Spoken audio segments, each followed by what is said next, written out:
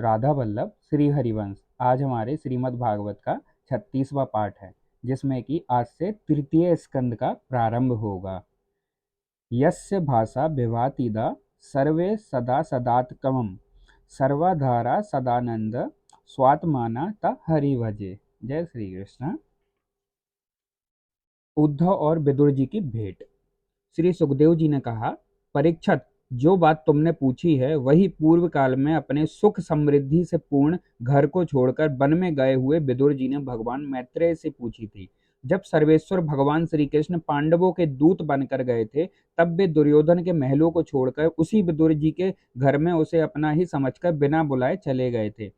राजा परीक्षित ने पूछा, प्रभु, यह तो बतलाइए कि भगवान मैत्रेय के साथ विदुर जी का समागम कहाँ और किस समय हुआ था।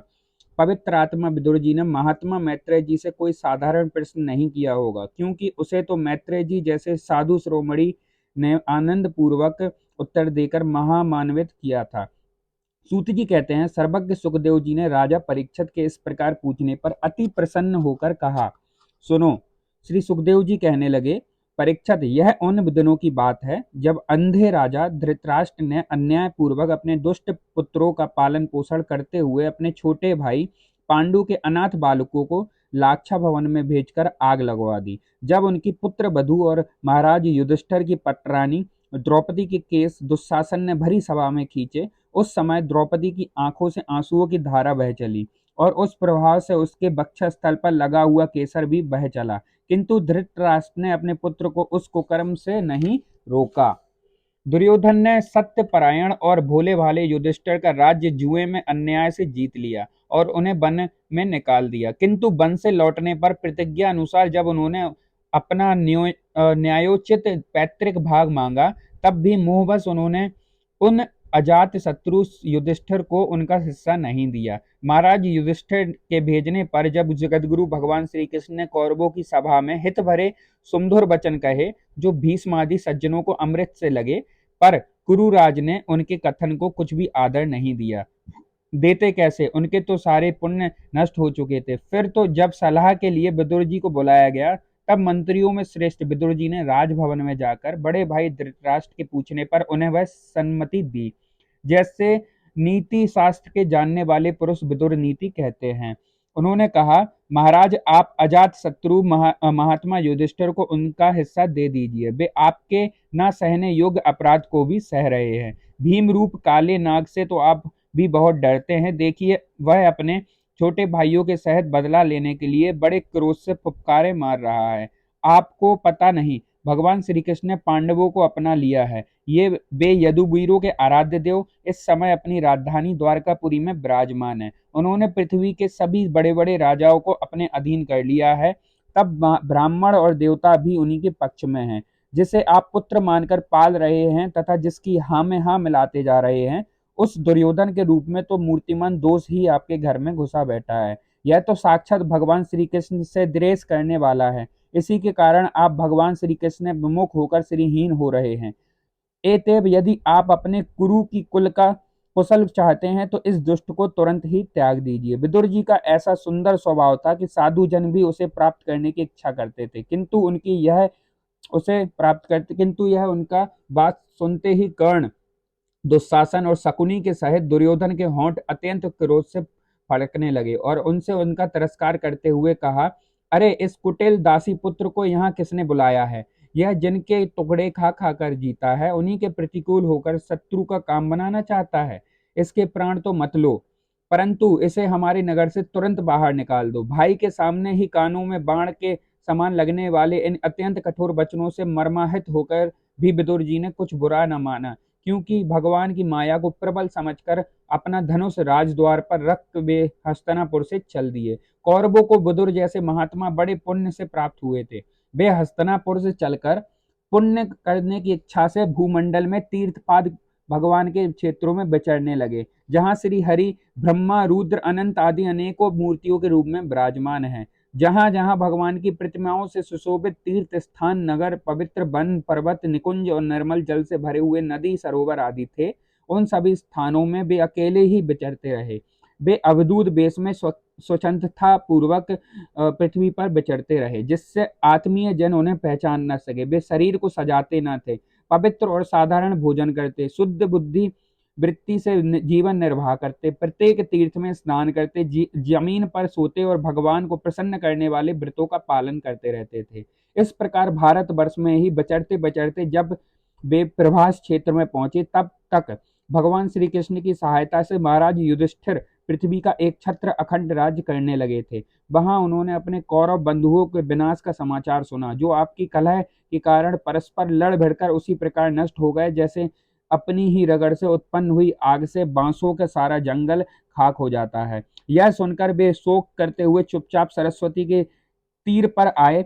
वहां उन्होंने त्रित, उष्णा, मनु, पृथु, अग्नि, असित, वायु, सुदास, गौ, गोह और श्राद्ध देव के नाम से प्रसिद्ध 11 तीर्थों का सेवन किया। इनके सिवा पृथ्वी में ब्राह्मण और देवताओं के स्थापित किए हुए जो भगवान विष्णु के और उनके भी अनेकों मंदिर थे, जिनके शिखरों पर भगवान के प्रधान आयुध चक्र के चिन्ह थे और जिनके दर्शन मात्र से ही श्री कृष्ण का स्मरण हो आता था, उनका भी सेवन किया। वहां से चलकर वे धन धान्य पूर्ण सौराष्ट्र, सौबीर, मत्स्य, कुरुजांगल आदि देशों में होते हुए जब कुछ दिनों में यमुना तट पर पहुंचे, जब तब वहां उन्होंने परम भागवत उद्धव जी का दर्शन किया। वे भगवान श्री कृष्ण के प्रख्यात सेवक और अत्यंत शांत स्वभाव थे। वे पहले बृहस्पति जी के शिष्य रह चुके थे। विदुर जी ने उन्हें देखकर प्रेम से गाढ़ आलिंगन किया और उनके अपने आराध्य देव भगवान श्री कृष्ण और उनके आश्रित अपने स्वजनों को कुशल समाचार पूछा। विदुर जी कहने लगे, उद्धव जी, पुराण पुरुष बलराम जी और श्री कृष्ण ने अपनी ही नाभि कमल से उत्पन्न हुए ब्रह्मा जी की प्रार्थना से इस जगत का अवतार लिया था। वे पृथ्वी का भार उतारकर सबको आनंद देते हुए अब वासुदेव जी के घर कुशल से रह रहे हैं ना। प्रियवर, हम कुरुवंशियों के परम सुहृद और पूज्य वासुदेव जी, जो पिता के समान उदार पूर्वक पूज्य अपनी कुंती आदि बहनों को अपने स्वामियों को संतोष्ट कराते हुए उनकी सभी मन चाही वस्तुएं देते आए हैं, आनंद पूर्वक है ना। प्यारे उद्धव जी, यादवों के सेनापति बीरबल पिघुम्न जी तो प्रसन्न हैं, जो पूर्व जन्म में कामदेव थे तथा जिन्हें देवी रुक्मणी जी ने ब्राह्मणों की आराधना करके भगवान से प्राप्त किया था। सातवत, वृष्णि, भोज और दशारह वंशी यादवों के अधिपति महाराज उग्रसेन तो सुख से है ना, जिन्होंने राज्य पाने की आशा का सर्वदा परित्याग कर दिया था, किंतु कमल नयन भगवान श्री कृष्ण ने जिन्हें फिर से राज सिंहासन पर बैठाया। सौम्य अपने पिता श्री कृष्ण के समान समस्त रथियों में अग्रगण्य श्री कृष्ण तन्मय सांब सकुल तो है ना। ये पहले पार्वती जी के द्वारा गर्भ में धारण किए हुए स्वामी कार्तिकेय हैं। अनेकों व्रत करके जाम्बती ने इन्हें जन्म दिया, जिन्होंने अर्जुन के रहस्य युक्त धनुर्विद्या शिक्षा पाई है। वे सात्यकी तो कुशल पूर्वक है ना। वे भगवान श्री कृष्ण की सेवा से अनायास ही भगवत जनों की उस महान स्थिति पर पहुंच गए हैं, जो बड़े बड़े योगियों को भी दुर्लभ है। भगवान के शरणागत निर्मल भक्त बुद्धिमान अक्रूर जी भी प्रसन्न है ना, जो श्री कृष्ण के चरण चिन्हों से अंकित ब्रज के मार्ग की रज में प्रेम से अधीर होकर लौटने लगे थे।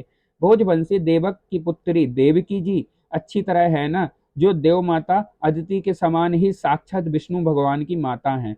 जैसे वेद त्रयी यज्ञ विस्तार रूप अर्थ को अपने मंत्रों में धारण किए रहती हैं, उसी प्रकार उन्होंने भगवान श्री कृष्ण को अपने गर्भ में धारण किया था। आप भक्त जनों की कामनाएं पूर्ण करने वाले भगवान अनिरुद्ध जी सुख पूर्वक है ना, जिन्हें शास्त्र वेदों के आदि कारण और अंत कारण चतुष्टय के चौथे अंश मन के अधिष्ठाता बतलाते हैं। सौम्य स्वभाव उद्धव जी, अपने हृदयेश्वर भगवान श्री कृष्ण का अनन्य भाव से अनुसरण करने वाले जो हृदय सत्य भामानंदन, चारुदेषण और गद आदि अनन्य भगवान के पुत्र हैं, वे सब भी कुशल पूर्वक है ना। महाराज युधिष्ठिर अपनी अर्जुन और श्री कृष्ण रूप दोनों भुजाओं की सहायता से धर्म मर्यादा का न्याय पूर्वक पालन करते हैं ना। मैं दानव की बनाई हुई सभा में इनके राज्य वैभव को दबदबे को देखकर दुर्योधन को बड़ा दाह हुआ था। अपराधियों के प्रति अत्यंत असहिष्णु भीमसेन ने सर्प के समान दीर्घकालीन क्रोध को छोड़ दिया है क्या। जब वे गदा युद्ध में तरह तरह के पैतरे बदलते थे, तब उनके पैरों की धमक से धरती डोलने लगती थी। जिनके बाणों के जाल से छिपकर किरात वेशधारी एतेव किसी की पहचान में न आने वाले भगवान शंकर प्रसन्न हो गए थे। वे रथी और यूथ पतियों का श्रेयस बढ़ाने वाले गांडीवधारी अर्जुन तो प्रसन्न है ना। अब तो उनके सभी शत्रु शांत हो चुके होंगे। पलक जिस प्रकार नेत्रों की रक्षा करते हैं, उसी प्रकार कुंती के पुत्र युधिष्ठिर आदि जिनकी सर्वदा संभाल रखते हैं, किंतु कुंती ने ही जिनका लालन पालन किया है, वे माद्री के यमज पुत्र नकुल सहदेव कुशल तो है ना। उन्होंने युद्ध में शत्रु से अपना राज्य उसी प्रकार छीन लिया जैसे दो गरुण इंद्र के मुख से अमृत निकाल लाए। ओह बेचारी कुंती तो राजर्षि श्रेष्ठ पांडु के वियोग में मृत प्रायसी होकर भी इन बालकों के लिए ही प्राण धारण किए हुए हैं। रथियों में श्रेष्ठ महाराज पांडु ऐसे अनुपम वीर थे कि उन्होंने केवल एक धनुष लेकर ही अकेले चारों दिशाओं को जीत लिया था। सौम्य स्वभाव उद्धव जी, मुझे तो अधःपतन की ओर जाने वाले उन धृतराष्ट्र के लिए बार बार शोक होता है जिन्होंने पांडवों के रूप में अपने परलोकवासी भाई पांडु से ही द्रोह किया तथा अपने पुत्रों की हाँ में हाँ मिलाकर अपने हित चिंतक मुझको भी नगर से निकलवा दिया। किंतु भाई मुझे इसका कुछ सा खेद अथवा आश्चर्य नहीं है। जगदाधिपति भगवान श्री कृष्ण ही मनुष्यों की सी लीलाएं करके लोगों की मनोवृत्तियां भ्रमित कर देते हैं। मैं तो उन्हीं की कृपा से उनकी महिमा को देखता हुआ दूसरों की दृष्टि से दूर रहकर सानंद विचर रहा हूँ। यद्यपि कौरवों ने उनके बहुत से अपराध किए, फिर भी भगवान ने उनकी इसलिए उपेक्षा कर दी थी कि वे उनके साथ उन दुष्ट राजाओं को भी मारकर अपने शरणागतों का दुख दूर करना चाहते थे, जो धन विद्या और जाति के मद से अंधे होकर कुमार्गामी हो रहे थे और बार बार अपनी सेनाओं से पृथ्वी को कपा रहे थे। उद्धव जी, भगवान श्री कृष्ण जन्म और कर्म से रहित हैं, फिर भी दुष्टों का नाश करने के लिए ही लोगों को अपनी और आकर्षित करने के लिए उनके दिव्य जन्म कर्म हुआ करते हैं। नहीं तो भगवान की तो बात ही क्या।